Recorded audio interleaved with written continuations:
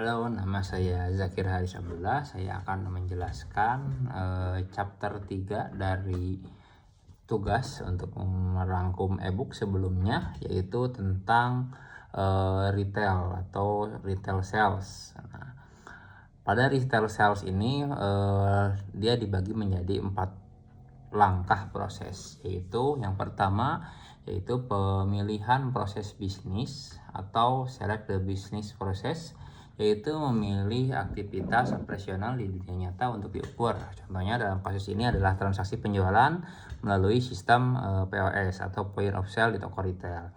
Lalu langkah kedua yaitu ada mendeklarasikan grant, yaitu declared the grant, menentukan tingkat detail paling dasar atau atomik untuk setiap baris pada tabel fakta.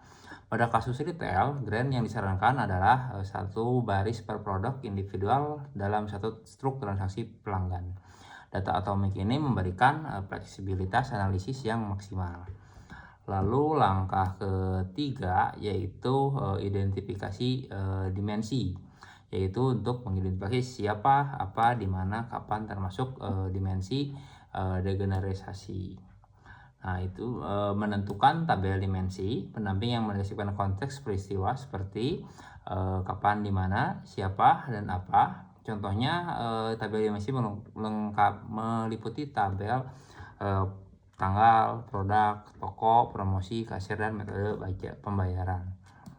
Langkah terakhir yaitu identifikasi fakta, yaitu menentukan metrik numerik atau pengukuran dari proses bisnis tersebut. Contohnya, fakta yang bersifat adaptif meliputi kuantitas penjualan, jumlah diskon, lalu total penjualan. Fakta yang non aditif seperti margin kotor atau satuan harga juga dibahas. Perhitungan rasio atau persentase ini sebaiknya dilakukan di aplikasi laporan BI, bukan dijumlahkan secara langsung di tabel fakta.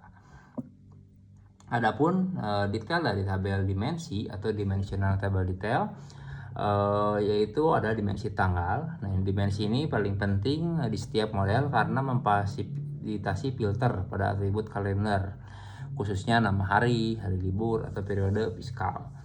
Selanjutnya ada dimensi produk. Nah, ini ada tabel mendeskripsikan untuk setiap SKU dan memuat seluruh elemen hierarki dari mulai merek, kategori, dan departemen dalam satu tabel daftar atau denormalisasi.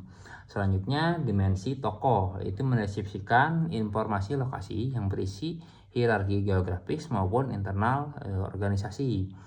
Lalu ada dimensi promosi, yaitu dikenal sebagai dimensi kasual atau penyebab, yang mendeskripsikan kondisi seperti penurunan harga sementara, iklan, atau display produk.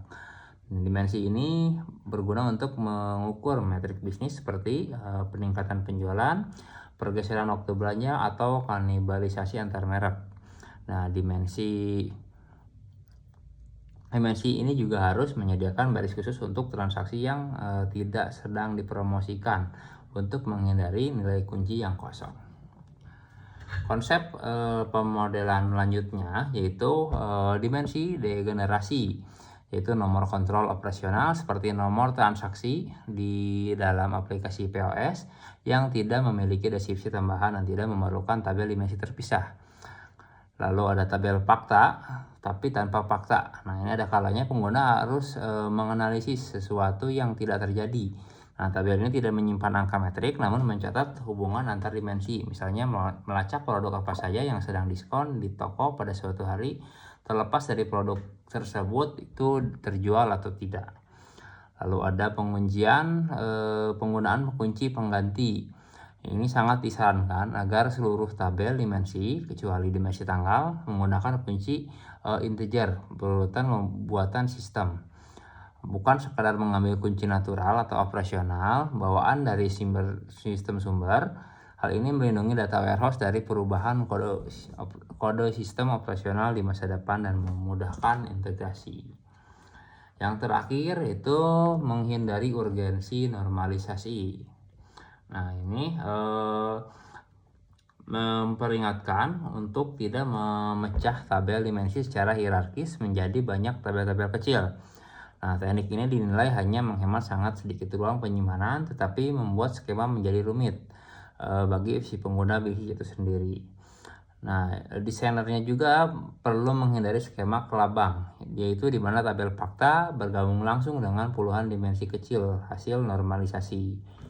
Sekian penjelasan chapter 3, yaitu tentang retail yang menerapkan 4 proses langkah dari mulai proses bisnis, deklarasi grain, identifikasi dimensi, lalu identifikasi fakta.